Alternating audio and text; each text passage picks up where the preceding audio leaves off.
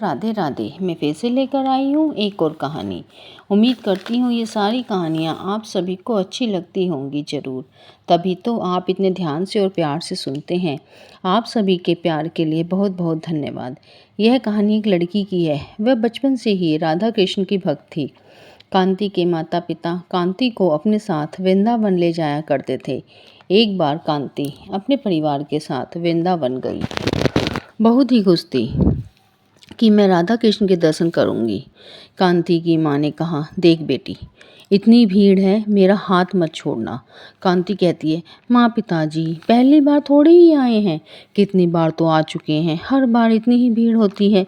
माँ ने कहा, नहीं बेटी, आज ज़्यादा भीड़ है क्योंकि आज अक्षय तृतीया है, इसीलिए कह रही हूँ। कांति कहती है, ठीक है माँ। वह सब दर्शन के लिए जाते हैं तो अचानक ऐसा लगता है जैसे लोगों का बवंडर आ गया।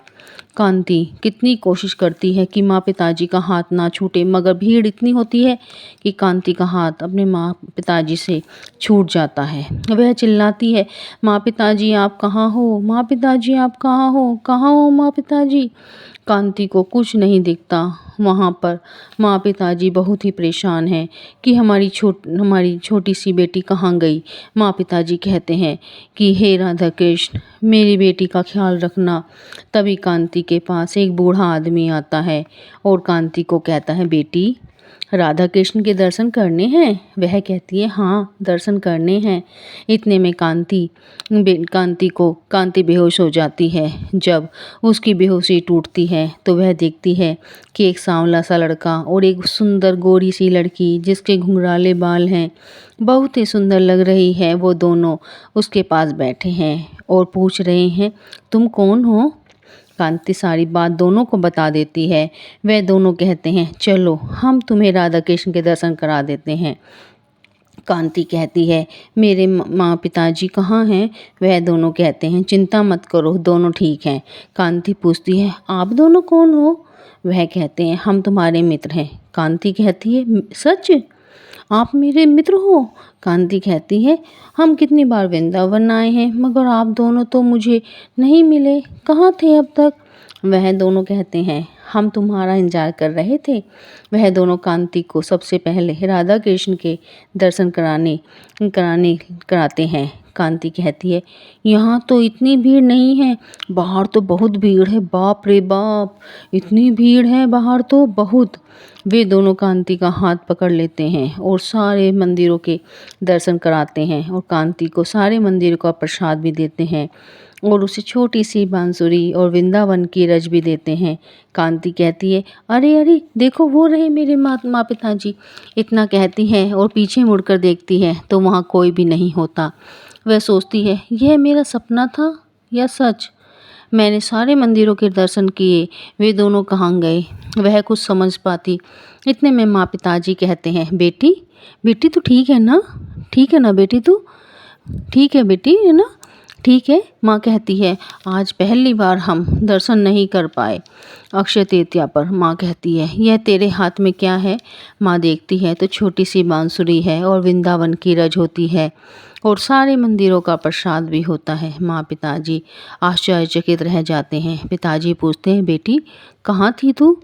कांति सारी बात बता देती है। माँ कहती है, बेटी तूने तो राधा कृष्ण के दर्शन पा लिए, जिसे पाने के लिए लोग सालों साल तपस्या करते हैं, व्रत करते हैं, पूजा पाठ करते हैं। मेरी बेटी धन्य है, मेरी बेटी धन्य है, मेरी बेटी की भक्ति धन्य है, मेरी बेटी की भक्ति धन्य है। हे राधा कृष्ण, मेरी बेटी पर अपनी कृपा बनाए रखना राधा कृष्ण। वह सब घर आ जाते हैं मगर कांति के मन में दोनों का चेहरा घूमता रहता है। एक दिन कांति का एकादशी का व्रत था। वह अपने कमरे में राधा कृष्ण राधा कृष्ण राधे कृष्ण राधे कृष्ण राधे कृष्ण का जाप कर रही होती है तो उसे किसी के बोलने की आवाज़ सुनाई देती है। वह आंखें खोलकर देखती है तो उसके पलंग पर दोनों मित्र बैठे दिखाई देते हैं। कांति आश्चर्य से हो जाती है, अचंभित हो जाती है और पूछती है, ओह तुम दोनों वृंदावन से यहाँ कैसे आए। क्यों, अभी तो तुम हमें याद कर रही थी, तुमने ही तो बुलाया है। कांति कहती है, मैंने। तुम दोनों का नाम क्या है। वह कहते हैं, मेरा नाम गोपाल है और इनका नाम श्री जी है। वह कहती है, अच्छा, बहुत सुंदर नाम है, बहुत सुंदर नाम है दोनों के, बिल्कुल तुम दोनों की तरह ही इतने सुंदर लगते हो, इतने सुंदर तुम दोनों श्री जी। तुम दोनों के श्री जी कहती हैं, इतनी दूर से आए हैं, कुछ खिलाओगी नहीं? कांति कहती है, मैं तो भूल ही गई, घर में अभी कोई नहीं है, चलो नीचे चलते हैं। श्री जी और गोपाल को पूजा घर वाले कमरे में बिठा देती है। वह बैठाकर रसोई में कुछ बनाने चली जाती है। उसे कुछ आवाज़ आती है। वह कहती है, यह तो बांसुरी की आवाज़ है।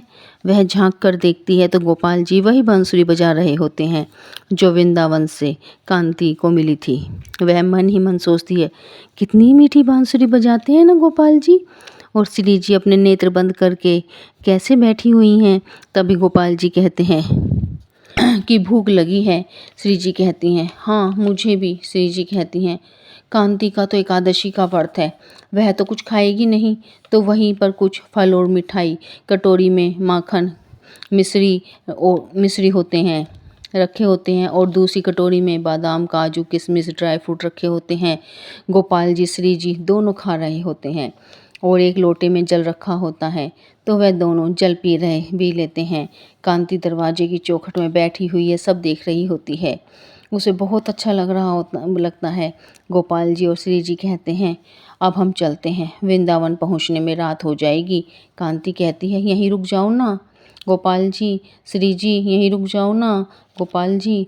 वो कहते हैं, नहीं नहीं, हमारे और भी मित्र हैं, उनसे भी तो मिलने जाना है। कांति कहती है, माँ पिताजी आएंगे तो पूछेंगे ये सब किसने खाया, तो मैं क्या कहूँगी? वह कहेंगे तेरा तो एकादशी का व्रत है, फिर वह मुझ पर विश्वास भी नहीं करेंगे। श्री जी कहती हैं, वह तुमसे कुछ नहीं पूछेंगे। तभी दरवाजे पर दस्तक होती है।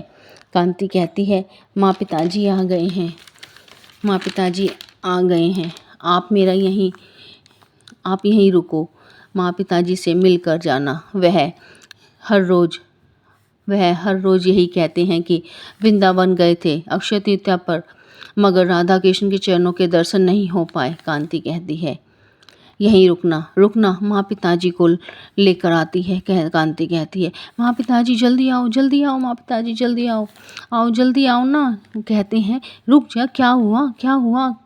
कांति दोनों को पूजा वाले कमरे में ले जाती है। तीनों क्या देखते हैं कि श्री जी और गोपाल जी के चरणों के पद चिन्ह उनके मंदिर में उभरे होते हैं और वह चमकने लगते हैं।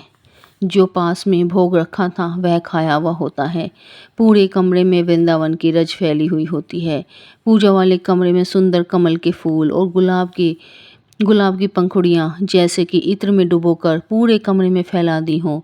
इतनी सुंदर खुशबू, इतना अच्छा लग रहा था मानो इतना मनमोहक दृश्य, पद चिन्ह, रज और पूरे कमरे में गुलाब के फूलों की खुशबू फैल रही थी। कांति कहती है, माँ पिताजी, गोपाल जी और श्री जी आए थे।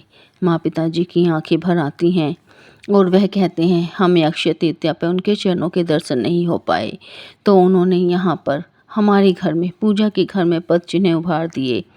कितने दयालु हैं मेरे गोपाल और श्री जी, बहुत ही कृपामयी हैं।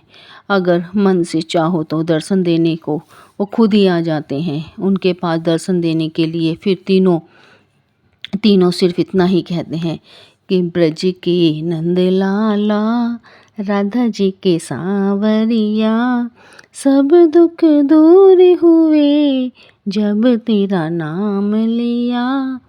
ब्रज के नंद लाला, राधा जी के सांवरिया, सब दुख दूर हुए जब तेरा नाम लिया। अगर आपको ये कहानी अच्छी लगे तो कमेंट में राधे राधे ज़रूर लिखना, लाइक सब्सक्राइब करना अगर अच्छी लगे तो। अगर आपके पास भी कोई कान्हा जी से जुड़ी हुई कोई कहानी हो तो अपनी कहानी आप हमसे शेयर कर सकते हैं।